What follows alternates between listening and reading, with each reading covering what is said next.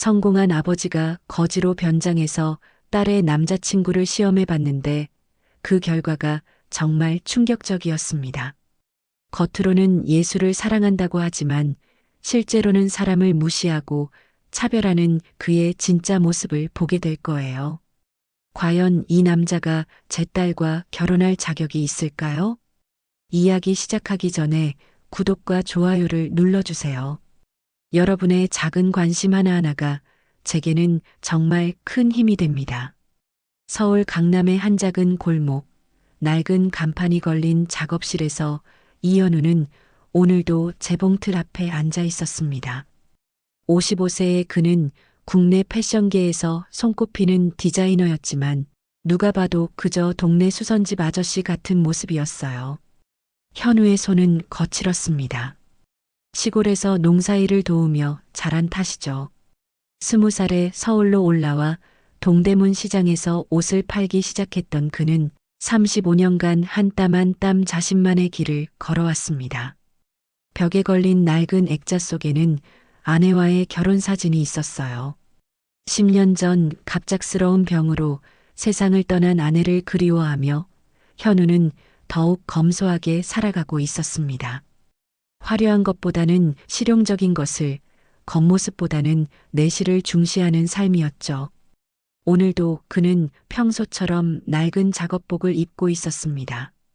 색이 바랜 남색 셔츠에 여기저기 실밥이 튀어나온 면바지, 그리고 오래 신어서 모양이 변한 운동화까지.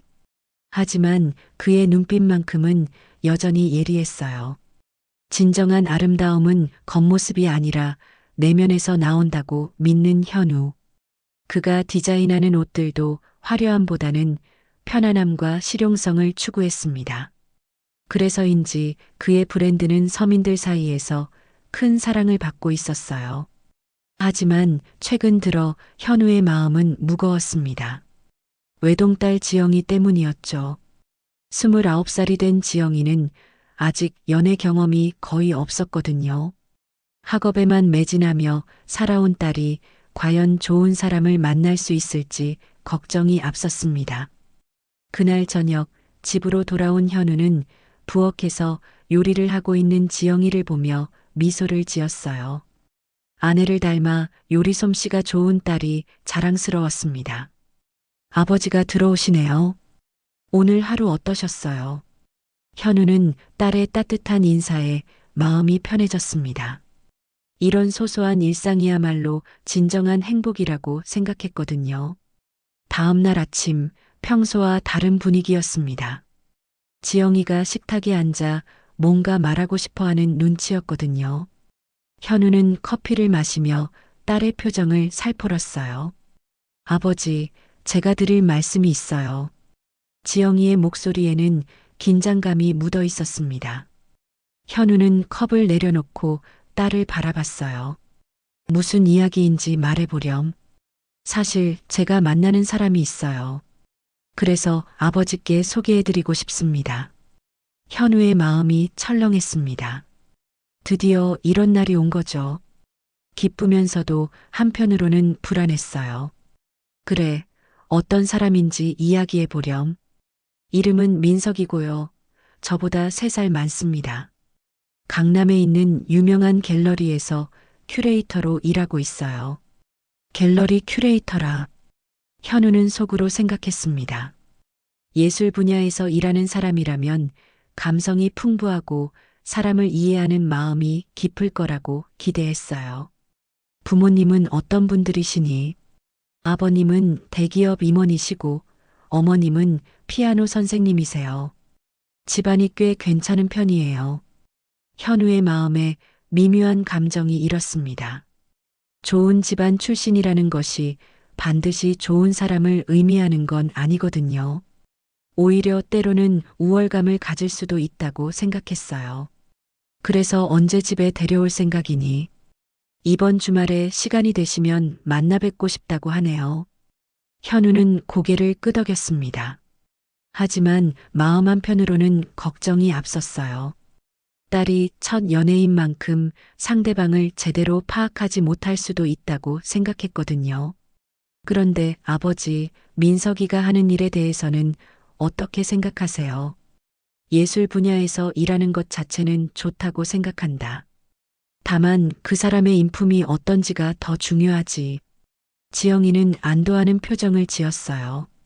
아버지가 민석의 직업을 인정해 주는 것 같아서 기뻤거든요. 그날 밤 현우는 잠자리에 들기 전까지 계속 생각에 잠겨 있었습니다. 갤러리에서 일하는 사람이라면 분명 문화적 소양이 높을 텐데 과연 서민적인 자신의 가정과 잘 어울릴 수 있을까 하는 의문이 들었어요. 며칠이 지나도 현우의 마음은 편하지 않았습니다.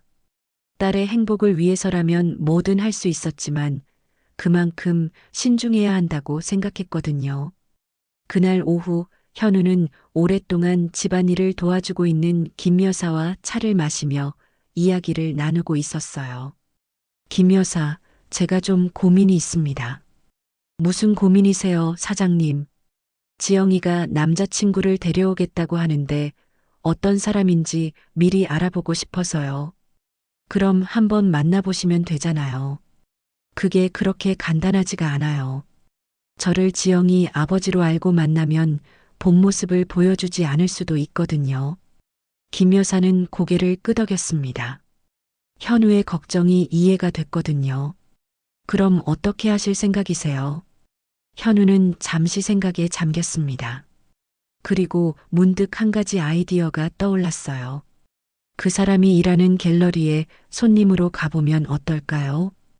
평범한 사람으로 변장해서 말이에요. 그거 좋은 생각이네요. 그러면 진짜 모습을 볼 수 있을 거예요. 현우는 마음을 정했습니다. 내일 당장 민석이 일하는 갤러리에 가서 그의 인품을 직접 확인해 보기로 했어요.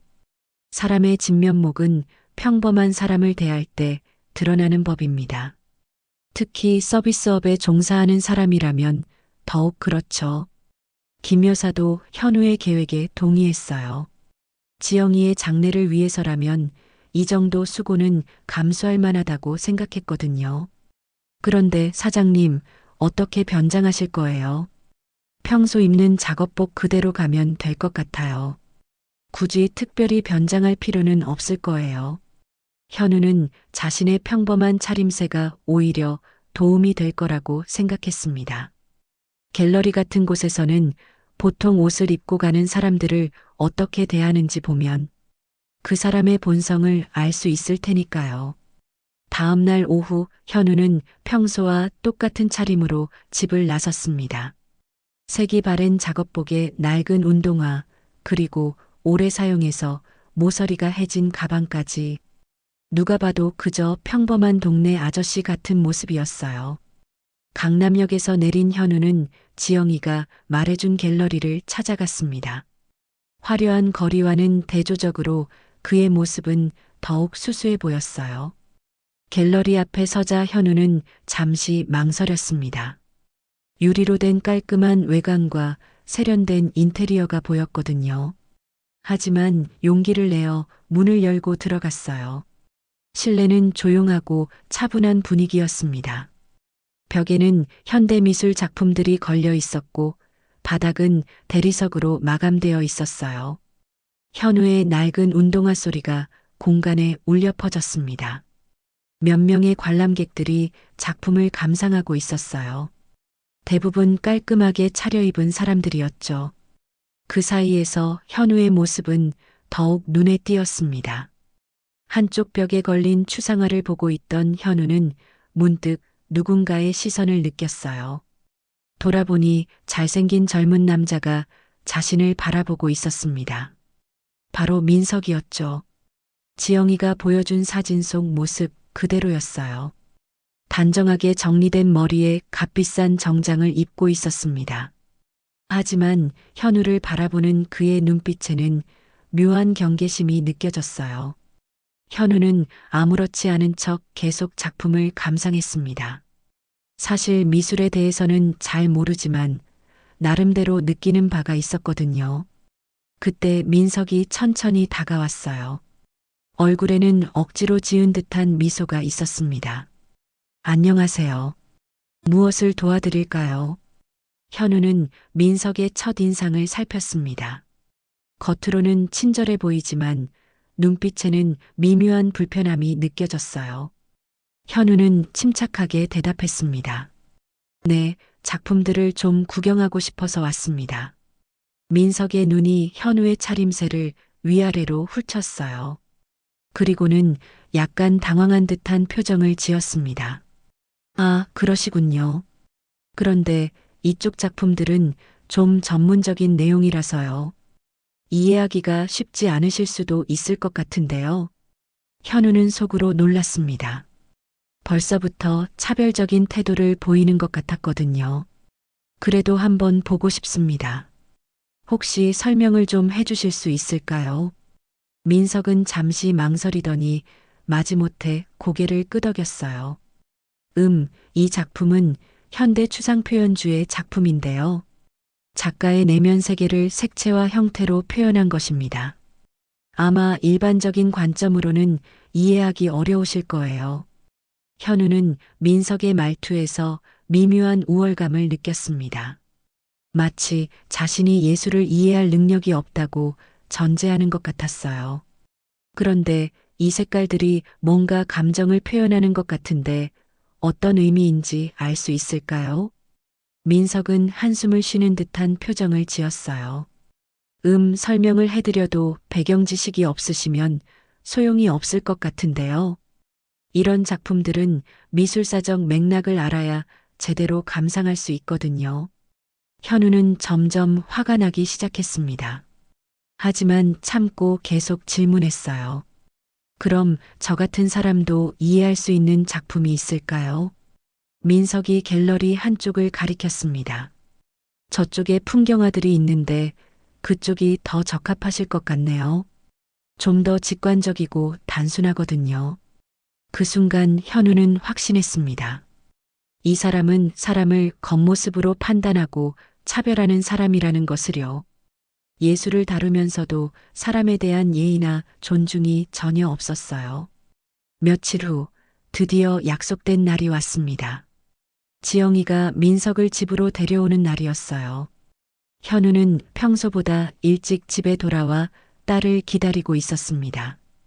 오후 6시쯤 현관문이 열리는 소리가 들렸어요. 아버지 왔어요. 지영이의 밝은 목소리 뒤로 낯익은 남자의 목소리가 들렸습니다. 안녕하세요. 처음 뵙겠습니다. 현우가 거실로 나가자 민석이 정중하게 인사를 했어요. 하지만 현우의 얼굴을 본 순간 민석의 표정이 굳어졌습니다. 저기, 혹시, 민석은 말을 잇지 못했어요. 갤러리에서 만났던 그 평범한 아저씨가 바로 지영이의 아버지였던 거죠. 현우는 침착하게 미소를 지었습니다. 네, 처음 뵙겠습니다. 지영이에게 많이 들었어요. 민석의 얼굴이 창백해졌어요. 갑자기 식은땀이 나기 시작했습니다. 아, 아버님이셨군요. 정말 죄송합니다. 그때 제가 좀 바빠서. 지영이는 두 사람의 이상한 분위기를 눈치챘어요. 무슨 일이에요? 두 분이 어디서 만나신 적 있나요? 현우가 차분히 말했습니다. 네, 며칠 전에 민석 씨가 일하는 갤러리에 갔었어요. 지영이는 놀란 표정을 지었어요. 아버지가 갤러리에 가셨다고요? 언제요? 민석은 당황해서 어쩔 줄 몰랐습니다. 그때 자신이 어떻게 행동했는지 너무나 잘 알고 있었거든요. 그때 민석 씨가 저에게 어떻게 했는지 이야기해 볼까요? 현우의 목소리는 여전히 차분했지만 그 안에는 분명한 실망감이 묻어 있었어요.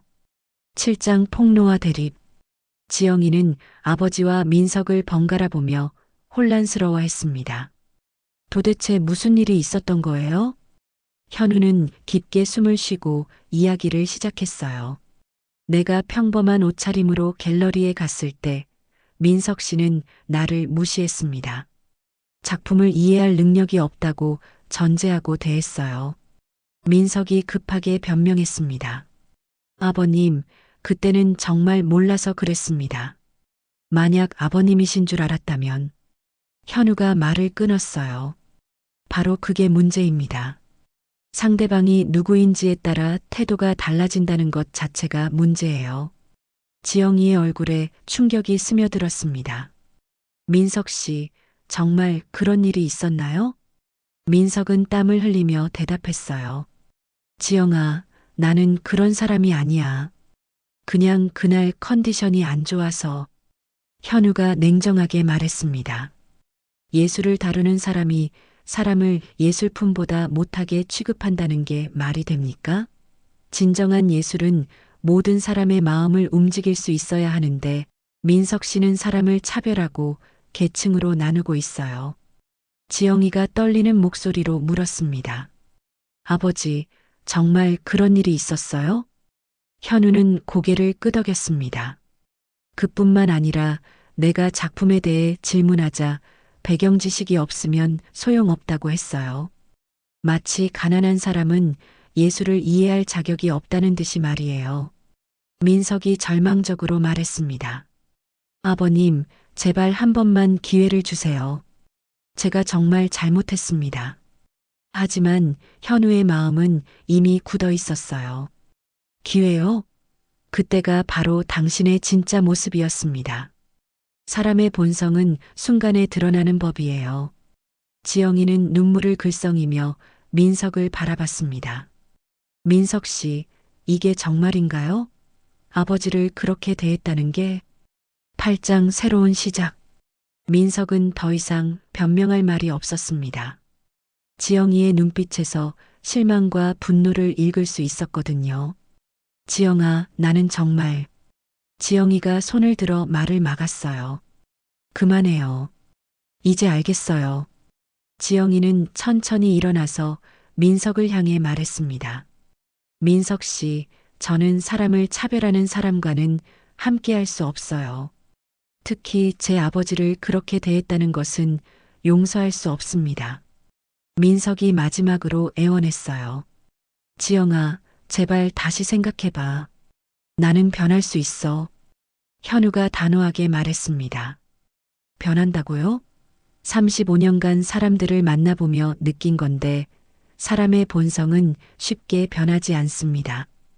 특히 다른 사람을 존중하지 않는 마음은 더욱 그래요. 지영이는 조용히 현관문을 열었어요. 민석 씨, 나가주세요. 더 이상 할 말이 없어요. 민석은 마지막으로 현우를 바라봤습니다. 하지만 현우의 눈빛은 차가웠어요. 진정한 예술은 사람의 마음을 하나로 만드는 것입니다. 하지만 당신은 사람을 나누고 차별했어요. 그런 사람에게 내 딸을 맡길 수는 없습니다. 민석이 집을 떠난 후 현우와 지영이는 조용히 앉아 있었어요. 아버지, 죄송해요. 제가 사람을 제대로 보지 못했네요. 현우는 딸의 손을 잡았습니다. 괜찮다. 이번 일로 너도 많이 배웠을 거야. 사람은 겉모습이 아니라 마음으로 봐야 한다는 것을 말이야. 지영이는 고개를 끄덕였어요. 비록 상처받았지만 소중한 교훈을 얻었다고 생각했습니다. 몇 달 후 현우는 지역 아동센터에서 무료로 미술교실을 열고 있었어요. 아이들에게 그림을 가르치며 진정한 예술의 의미를 전하고 있었습니다. 선생님, 이 그림 어때요? 한 아이가 그린 그림을 보여주자 현우는 환하게 웃었어요. 정말 멋지구나. 내 마음이 그대로 느껴져. 진정한 예술은 모든 사람의 마음을 움직일 수 있어야 합니다. 그것이 바로 현우가 믿는 가치였어요. 이 이야기가 여러분의 마음에 작은 울림을 주었다면 좋겠습니다. 구독과 좋아요를 눌러주시고 댓글로 여러분의 생각도 들려주세요. 다음에도 더 좋은 이야기로 찾아뵙겠습니다. 감사합니다.